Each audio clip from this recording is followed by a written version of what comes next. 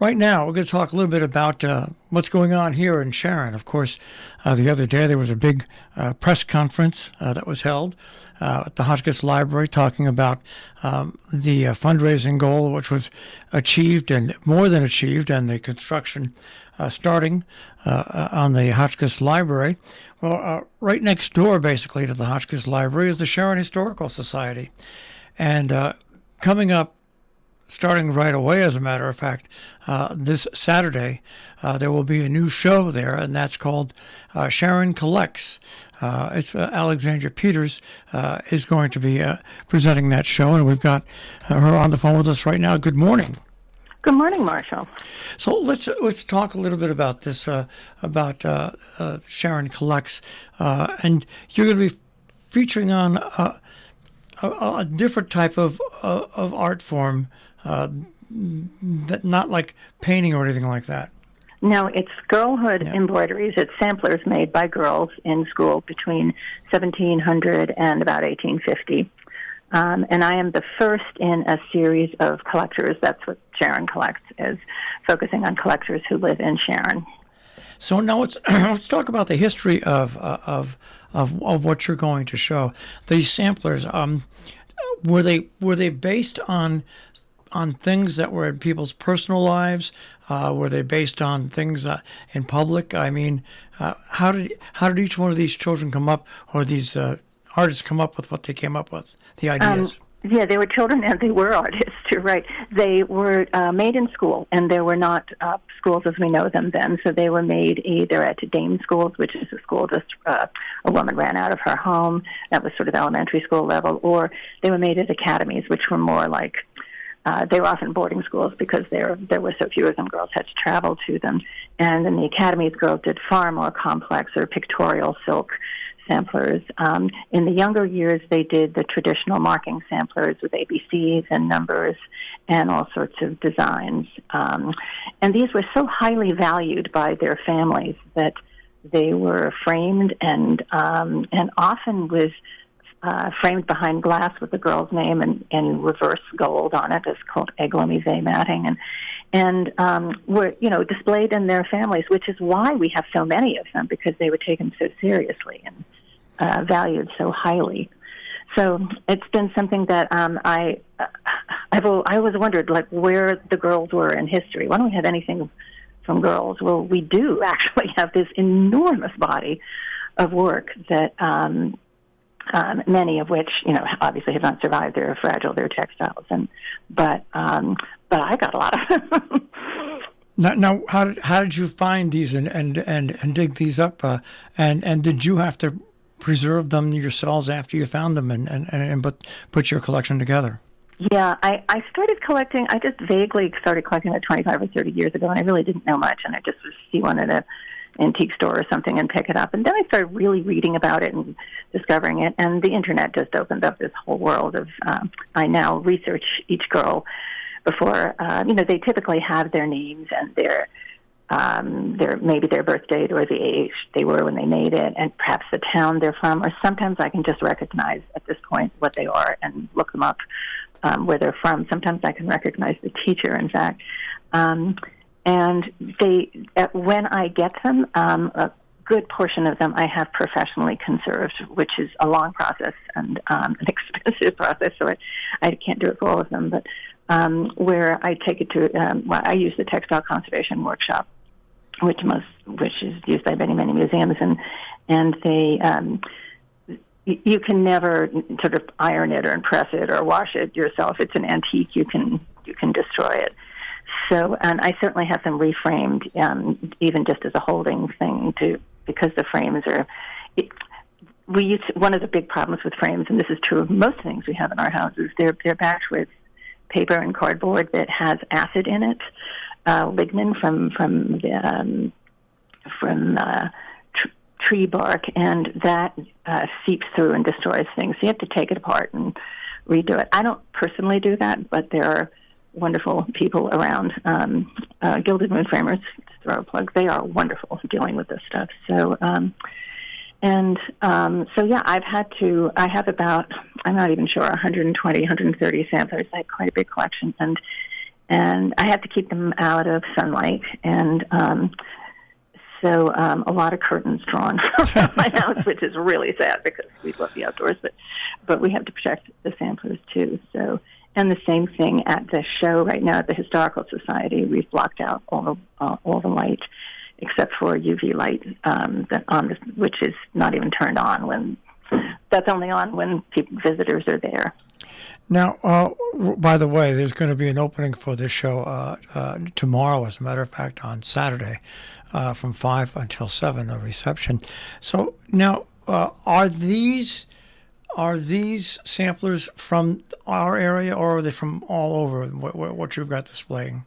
There are a few from our area because there were 3 from Northwest Connecticut because there were 3 famous girls' schools around here.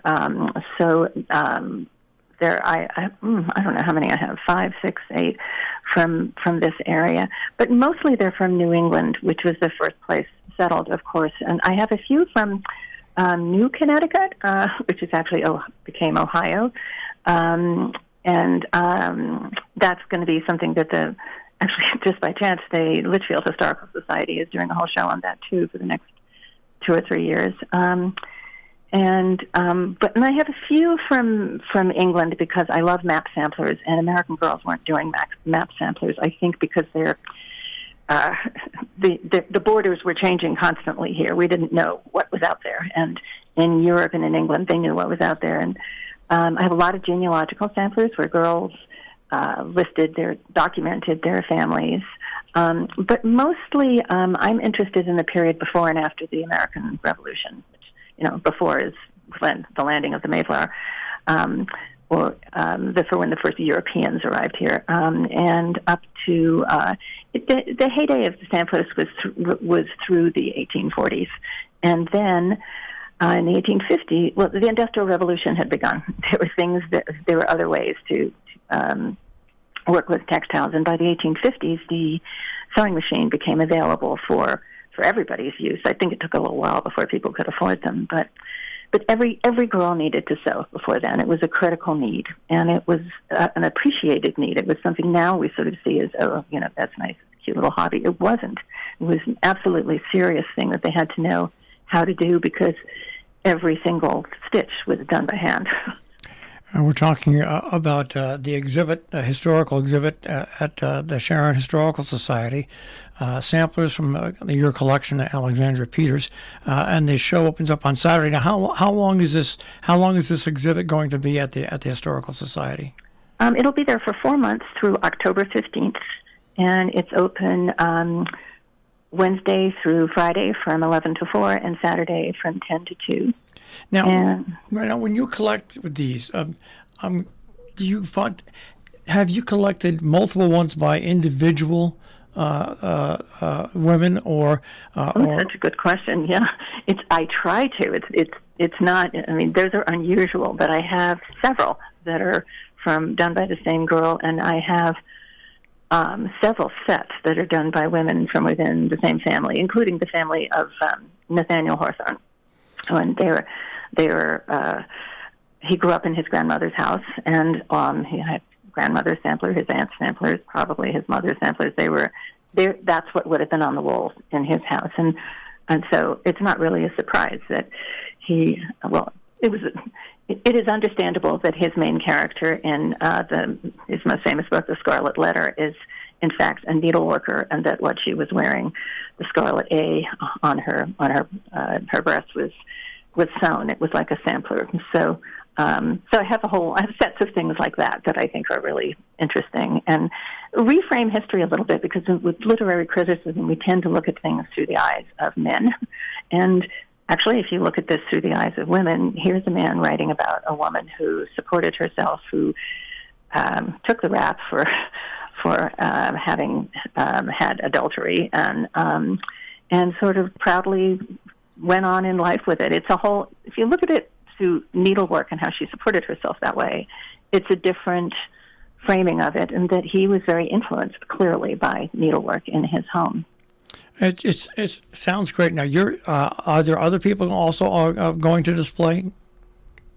No, going to display. It's just my work. Oh, well, I think that should make it even more important because it's history. It's absolutely history. Yeah, it's history through the eyes of girls. Well, that's it. Young, yeah, and of course, women's roles back then totally different, even if you were a child. Absolutely, and very. Now we tend to dismiss it and see things through the lens of public life. In fact, private life was, what everybody experienced on a daily basis, and the sewing was incredibly powerful. I mean, not only was something that was necessary and important and valued, it actually offered women a way to relax. You could look down and tune out, and because that's what that does, you have to focus on each stitch going in and out, and you don't have to be. Man may work from sun to sun, but women's work is never done. I think that was within the home that was true, but this was something women probably enjoyed doing. I mean, a lot of tedious work in it too, but and it would have been something everybody was accustomed to seeing everywhere. The same way we look around and see everybody on their cell phones, everyone with their heads down. Women would have been everywhere sewing. Right. That was normal, and we've forgotten about that now. This is from another time. Once again, the Sharon Historical Society Museum announcing that Sharon collects samplers from the collection of Alexandra Peters is going to open up this Saturday and run for 4 months. And once again, this Saturday from 5 to 7 is the opening ceremony. And Alexandra, thanks for giving me a buzz and notifying me about this. I did get the press release, and it's been I think this explains it far better. Oh, well, thank you so much, Marshall. All right. Have a great weekend. You too. Bye-bye. Bye. Once again, the Sharon Historical Society samplers Sharon collects. All right. Okay.